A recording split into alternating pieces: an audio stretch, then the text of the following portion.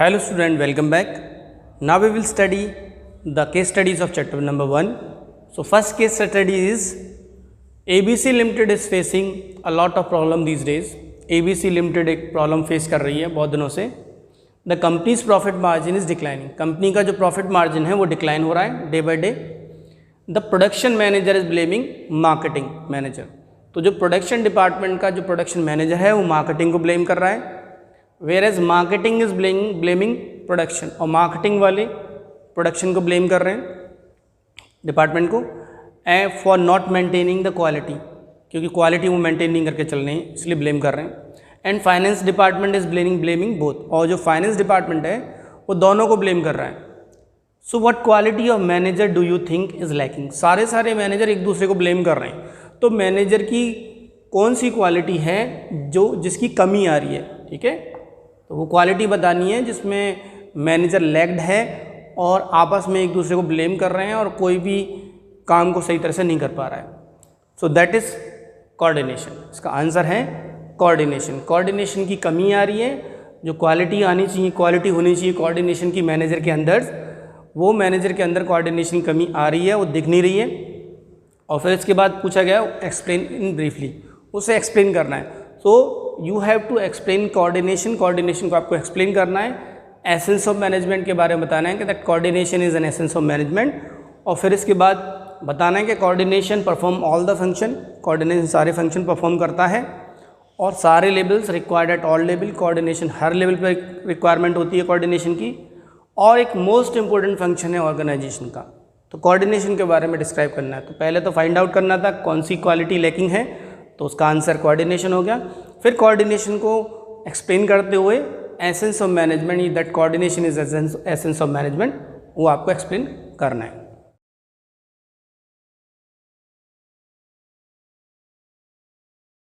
So page number 13 पर एक case study है.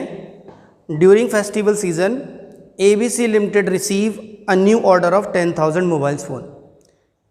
तो फेस्टिवल सीजन में ABC लिमिटेड ने 10,000 मोबाइल बनाने का एक ऑर्डर रिसीव करा और वो भी 10 डे में डिलीवर करने. Following which the content will be null and void. अगर वो 10 डे में अगर सप्लाई नहीं करेगा तो वो कॉन्ट्रैक्ट नल हो जाएगा, वॉइड हो जाएगा, ख़त्म हो जाएगा. To complete this production manager plan to outsource the production. इस ऑर्डर को कंप्लीट करने के लिए प्रोडक्शन मैनेजर ने प्रोडक्शन आउटसोर्स कराई, यानी किसी और कंपनी से ये काम करवाया, प्रोडक्शन काम दूसरी कंपनी से करवाया. आउटसोर्स का मतलब होता है जब हम अपना काम किसी और दूसरी से कंपनी से कराते हैं. So that order could be delivered. वो इसलिए कराया गया था ताकि ऑर्डर डिलीवर हो जाए टाइम पर. The outsourcing result in increase in cost by 30%. लेकिन जब आउटसोर्सिंग कराया गया, काम दूसरी कंपनी से कराया गया, तो इसमें कॉस्टिंग 30% एक्स्ट्रा आई. ठीक है. So do you think the production manager perform duties effectively और इफिशिएंटली. अब इसमें ये पूछा जा रहा है कि जो प्रोडक्शन मैनेजर ने उसने अपनी ड्यूटीज़ इफेक्टिवली और इफिशिएंटली परफॉर्म करी है या नहीं है. तो देखिए इफेक्टिव है. इफेक्टिव इसलिए कि उसने प्रोडक्शन टाइम पर करा, क्योंकि 10 दिन में वो ऑर्डर पूरा करना था, 10 दिन में उसने ऑर्डर पूरा कर लिया, तो इफेक्टिव. इफेक्टिव का मतलब होता है परफॉर्मिंग द टास्क और ड्यूटीज़ ऑन टाइम. टाइम पर अगर किसी काम को कर लेते हैं तो वो इफेक्टिवनेस में आता है. तो इसका मतलब मैनेजर इफेक्टिव है. और इफ़िशेंसी नहीं है, इफ़िशिएंट नहीं है मैनेजर. क्यों इफ़िशिएंट मैनेजर नहीं है? क्योंकि मैनेजर ने जो प्रोडक्शन आउटसोर्स कराई उससे कॉस्ट 30% और आई, यानी कॉस्ट सेविंग करनी चाहिए थी लेकिन कॉस्ट सेव नहीं कर पाया और कॉस्ट और ज़्यादा आई, 30% एक्स्ट्रा आ गई. इसका मतलब मैनेजर इफ़िशिएंट नहीं है. ठीक है, इफेक्टिव ज़रूर है, टाइम पर कर लिया, लेकिन इफ़िशिएंट इसलिए नहीं है क्योंकि उसने कॉस्ट को सेविंग नहीं करी. क्योंकि इफ़िशिएंसी का मतलब होता है saving the cost, proper allocation of resources को प्रॉपरली एलोकेट करना और कॉस्ट को बचाना. लेकिन यहाँ कॉस्ट नहीं बचाई गई. सेकंड क्वेश्चन है इसमें, give any 2 point of difference. फिर पॉइंट ऑफ डिफरेंस बताना है. पॉइंट ऑफ डिफरेंस में आप बता सकते हैं कि भाई इफेक्टिवनेस का मतलब होता है doing the task on time, और इफ़िशिएंसी का मतलब होता है डूइंग और performing the task with minimum resources and cost saving करना.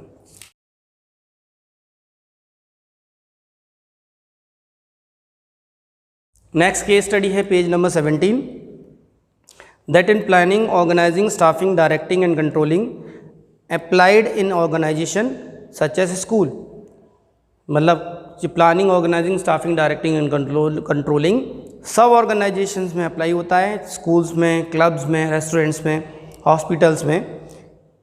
If yes, which characteristics of management does it signify.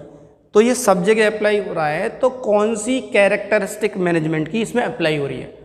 तो अप्लाई हो रही है pervasive. Pervasive means present everywhere. तो planning, organising, staffing, directing, controlling हर डिपार्टमेंट में, हर जगह applicable. It means management is present everywhere. तो क्लब का नाम आ गया इसमें, हॉस्पिटल्स का नाम आ गया, रेस्टोरेंट का नाम आ गया। इसका मतलब मैनेजमेंट हर जगह प्रेजेंट है। तो कैरेक्टरिस्टिक्स कौन सी हो गई? Pervasive, present everywhere. फिर नेक्स्ट की स्टडी है Domino's pizza keep introducing new variety of pizza. Domino's pizza नई वेराइटी ऑफ पिज़्ज़ा इंट्रोड्यूस कर रहा है अपने मेन्यू में। Which characteristic of management is highlighted. तो कौन सी कैरेक्टरिस्टिक्स हाईलाइटेड है उसके मैनेजमेंट में, वो बताइए। तो देखिए, नई नई चीज़ें जब आती हैं, it means management is dynamic. अगर मैनेजमेंट कुछ भी नई चीज़ लेकर आ रहा है तो मैनेजमेंट डायनेमिक नेचर का है। ठीक है, डायनेमिक मीन्स जो चेंजेस हो रहे हैं उन चेंजेस को अडॉप्ट करके चल रहा है अपनी ऑर्गेनाइजेशन में। जैसे डोमिनोज पिज़्ज़ा को पता है कि नई नई चीज़ें कस्टमर्स को चाहिए, नई नई पिज़्ज़ा के टेस्ट चाहिए, तो इसलिए उन्होंने नई वेराइटी ऑफ पिज़्ज़ा डाला ताकि कस्टमर्स और अट्रैक्ट हों। तो इसका मतलब management is dynamic, management dynamic nature का होता है।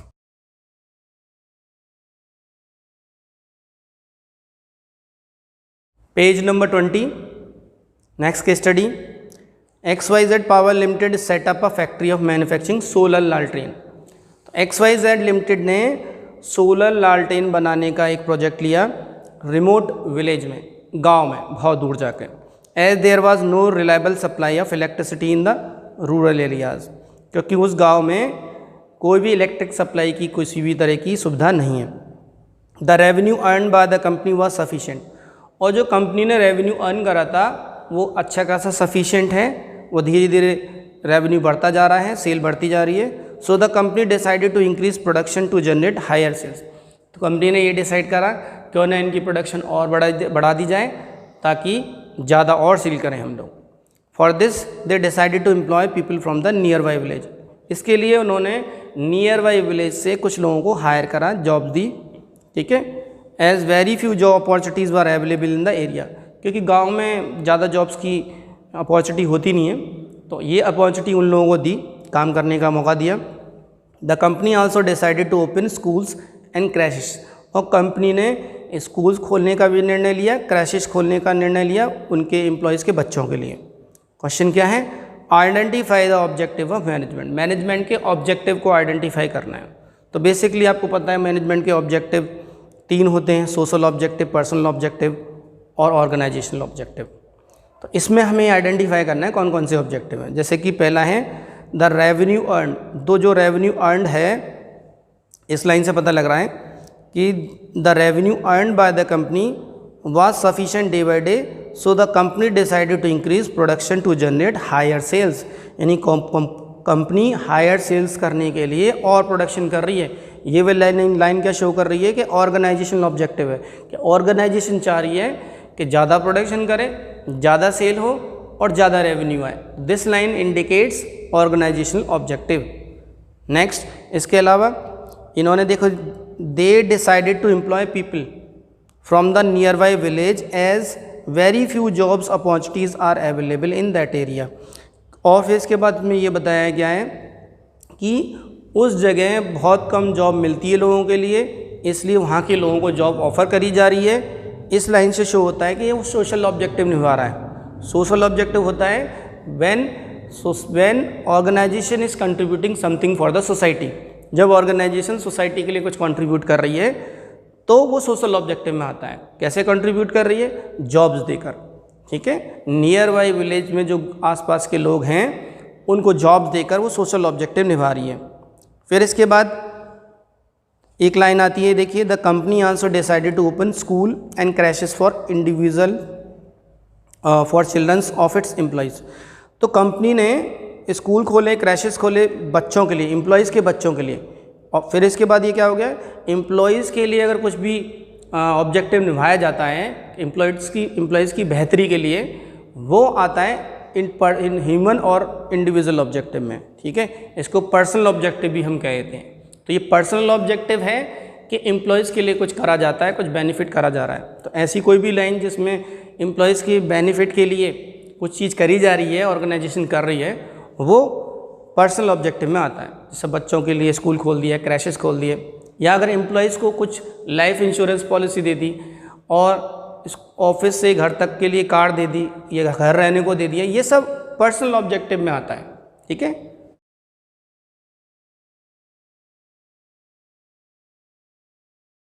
Now on page number 26, page number 26 पे की स्टडी है, management has evolve like a discipline. Manager एक डिसिप्लिन की तरह उभर रहा है। And there are number of books on the management, और बहुत सारी बुक्स हैं मैनेजमेंट पर। Student are learning from the books various principles, और जो स्टूडेंट हैं कई तरह के प्रिंसिपल्स सीख रहे हैं, थ्योरी सीख रहे हैं मैनेजमेंट की। But all student of MBA do not become successful only by learning this principle.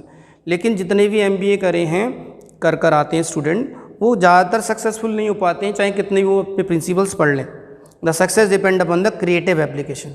जो सक्सेस है वो क्रिएटिव एप्लीकेशन पर डिपेंड होती है। थ्योरेटिकल नॉलेज आपने गेन जरूर कर ली, लेकिन क्रिएटिव एप्लीकेशन नहीं है, तो आप कितने ही प्रिंसिपल को अप्लाई कर लीजिए, सक्सेसफुल नहीं हो पाएंगे। Today many companies have started giving importance to corporate social responsibility, और आज बहुत सारी कंपनी कॉर्पोरेट सोशल रिस्पॉन्सिबिलिटी पे बहुत ज़्यादा जोर दे रही हैं, फोकस कर रही हैं, बिजनेस एथिक्स पर फोकस कर रही हैं। तो अब क्वेश्चन क्या पूछा जा रहा है, in the above para one feature of science. इस पैरा में एक फीचर तो साइंस का दे रखा है, एक फीचर आर्ट का दे रखा है, एक फीचर प्रोफेशन का दे रहा, उसको आइडेंटिफाई करना है।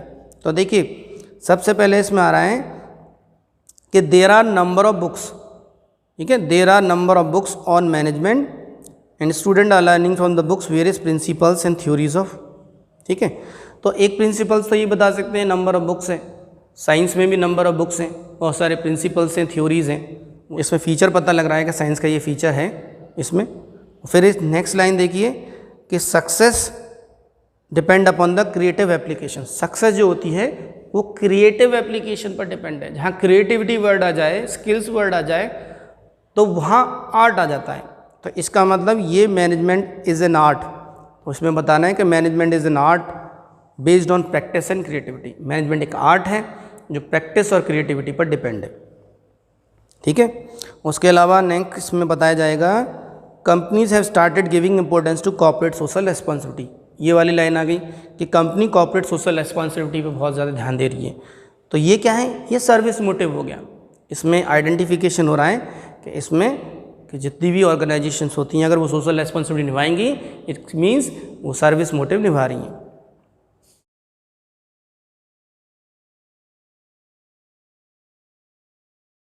Now page number 31, page number 31 पर case study number 2, Rishikesh Mukherjee has recently joined AMB limited.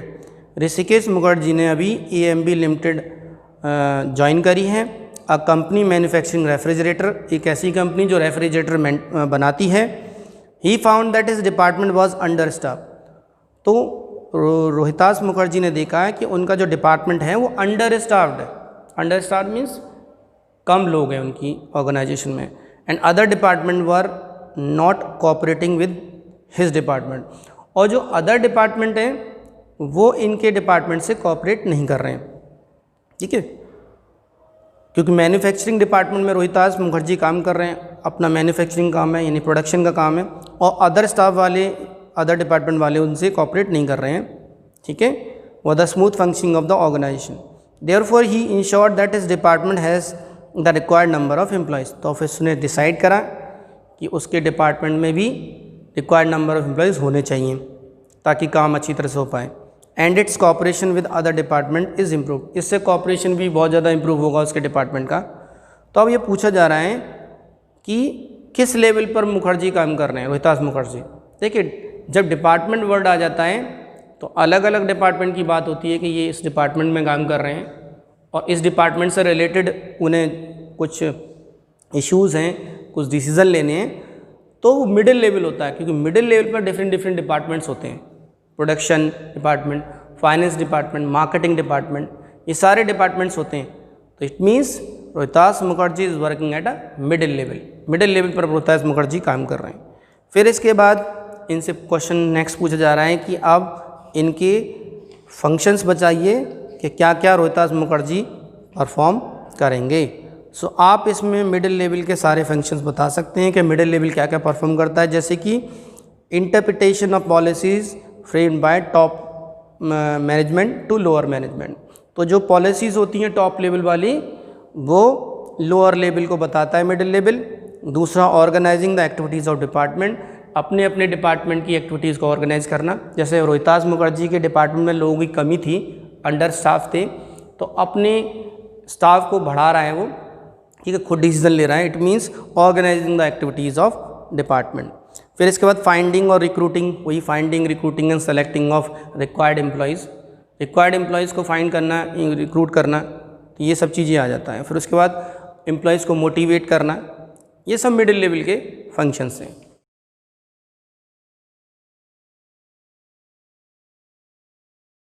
Page number 33, page number 33 पर केस स्टडी है, the marketing manager of Alpha Limited fix the target for the sales executive. तो जो marketing manager है Alpha Limited का, उन्होंने target fix करा sales executives को, sales executive को कुछ ना कुछ टारगेट दिया, and gave them all the possible authority to achieve it, और पॉसिबल अपॉर्चुनिटीज़ भी दी कि आपको अचीव करने के लिए जो जो अपॉर्चुनिटी चाहिए वो हम आपको देंगे। They were asked to submit to him their performance report at the end of month, और उनसे ये भी कहा गया है कि परफॉर्मेंस रिपोर्ट सबमिट करनी है एंड में। All of them did the same, सब ने ऐसा ही करा। On the receipt of the report the expected and actual result of the sales executive were compared. फिर जब रिपोर्ट आई, फिर इसके बाद सारे सेल्स एग्जीक्यूटिव को कंपेयर करा गया, उनके रिजल्ट को कंपेयर करा गया। On this basis future course of action was decided, इसी बेसिस पर future course of action decide हुआ।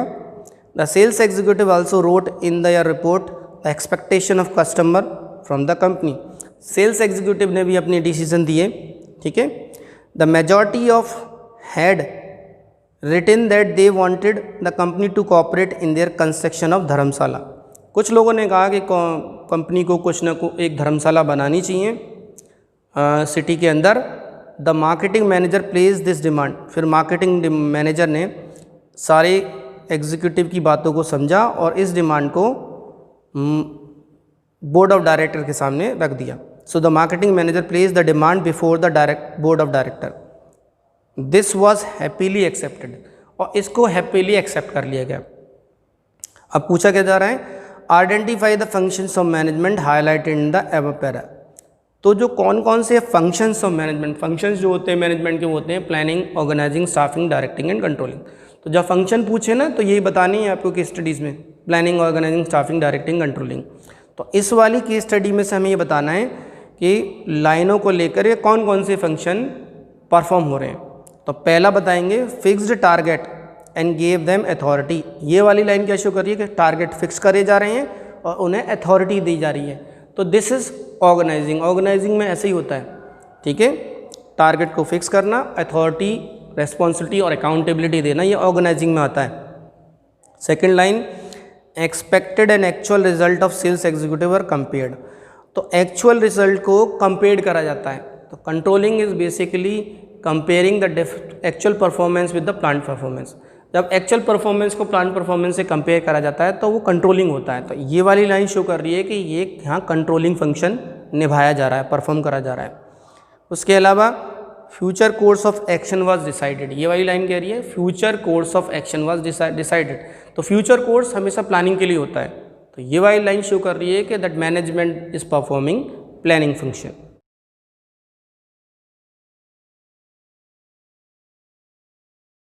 Now page number 44, case study number 19 case study.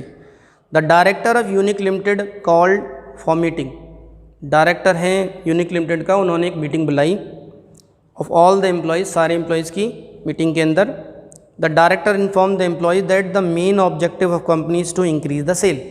तो डायरेक्टर ने सारे एम्प्लॉयज़ को बताया कि जो मीटिंग का जो एजेंडा है वो सेल्स के लिए, सेल्स को बढ़ाना है, ठीक है, 30% सेल्स बढ़ाना है। इसके बारे में मीटिंग में डिस्कशन होगा। So various plans for made to improve the potential and efficiency of employees. उसके अलावा कई तरह के प्लान बनाए कि कैसे एम्प्लॉयज़ की इफ़िशिएंसी बढ़े और पोटेंशियल बढ़े, as well as various operations, और ऑपरेशंस भी किस तरह से और अच्छी तरह से परफॉर्म हो। The sales manager suggested some changes in the product. तो सेल्स मैनेजर ने अपने इनिशिएटिव दिए, अपने कुछ सजेशंस दिए। वो सजेशन थे कि कुछ चेंजेस करने चाहिए प्रोडक्ट के अंदर as per the latest demand in the market, क्योंकि मार्केट में लेटेस्ट डिमांड है, डिमांड के अकॉर्डिंग आपको प्रोडक्ट में चेंजेस करने पड़ेंगे। As the result the company was able to achieve its target successfully at the end of the year. और अगर चेंजेस करेंगे तो कंपनी अपने टारगेट आसानी से पूरा कर पाएगी और अच्छा परफॉर्म कर पाएगी। अब पूछा क्या जा रहा है, state the characteristics of management. Management की कैरेक्टरिस्टिक्स बतानी है। Highlighted above also identify the line indicating the characteristics. इसमें वो लाइन आइडेंटिफाई करनी है जिसमें कैरेक्टरिस्टिक्स आइडेंटिफाई हो रही है। तो पहले हम वो लाइन आइडेंटिफाई करेंगे और फिर उस कैरेक्टरिस्टिक जो आइडेंटिफाई हुई है उसको बताएंगे। जैसे इसमें बताया गया है, the main objective of company is to increase the sales by 30%। तो जो मेन ऑब्जेक्टिव है कंपनी का वो सेल को 30% बढ़ाना। तो यहाँ क्या शो हो रहा है, गोल, एक ऑब्जेक्टिव मतलब गोल शो हो रहा है। तो इसमें जो कैरेक्टरिस्टिक मैनेजमेंट की शो हो रही है वो हो रही है गोल ओरिएंटेड। कि मैनेजमेंट हमेशा गोल ओरिएंटेड प्रोसेस को लेकर चलता है और गोल को परफॉर्म करता है। Next is various plans for made. कई तरह के प्लान्स बनाए जा रहे हैं to improve the potential and efficiency of employees. Employees की एफिशिएंसी, उनका पोटेंशियल बढ़ाने के लिए कई प्लान बनाए जा रहे हैं और वेरियस ऑपरेशंस को परफॉर्म करने के लिए प्लान बनाए जा रहे हैं। इसका मतलब बहुत ज़्यादा मल्टी डायमेंशन अप्रोच लेके चला जा रहा है, लेके जाया जा रहा है। So management is multi dimension. तो मल्टी डायमेंशन मैनेजमेंट होता है, people and management of operations. इसमें लोगों को भी मैनेज करना पड़ता है और ऑपरेशंस को भी मैनेज करना पड़ता है। तो ये वाली लाइन शो हो रही है कि लोगों को मैनेज करा जा रहा है, ऑपरेशंस को भी मैनेज करा जा रहा है। तो multi dimension approach. Third is sales manager suggest some changes. Sales manager कुछ चेंजेस सजेस्ट कर रहा है। तो ये क्या है, ये डायनामिक हो गया। जब हम चेंजेस की बात करते हैं चेंजेस में हमेशा डायनेमिक वर्ड आ जाता है। जैसे पिज़्ज़ा वाली मैंने की स्टडी बताई आपको, उसमें नया पिज़्ज़ा इंट्रोड्यूस करा गया तो डायनेमिक। तो इसमें भी डायनेमिक, वो चेंजेस आ रहे हैं तो dynamic nature.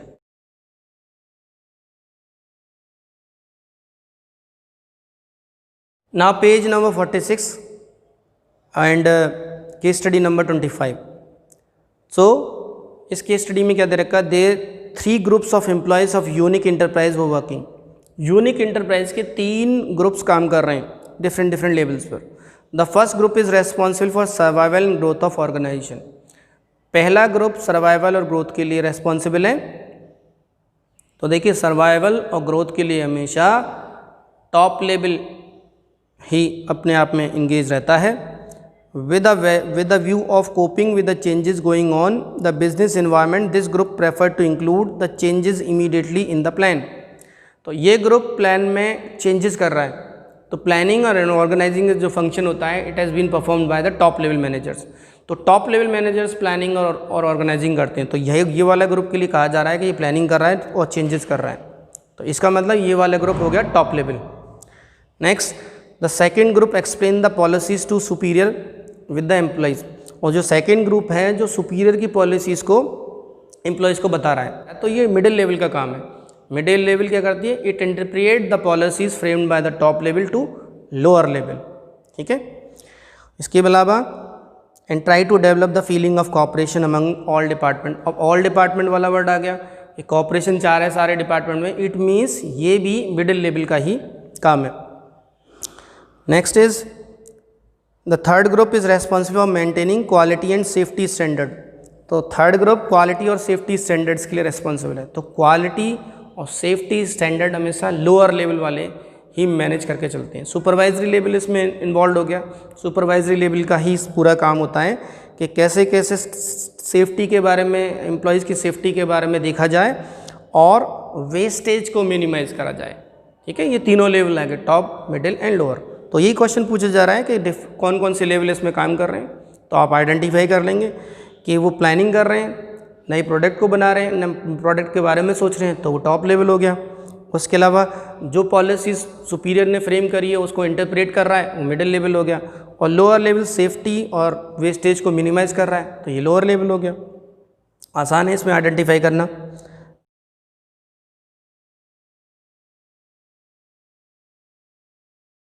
Now next is page number 52 पर देखिए, Chandrika Bhattacharya is working in OLX limited.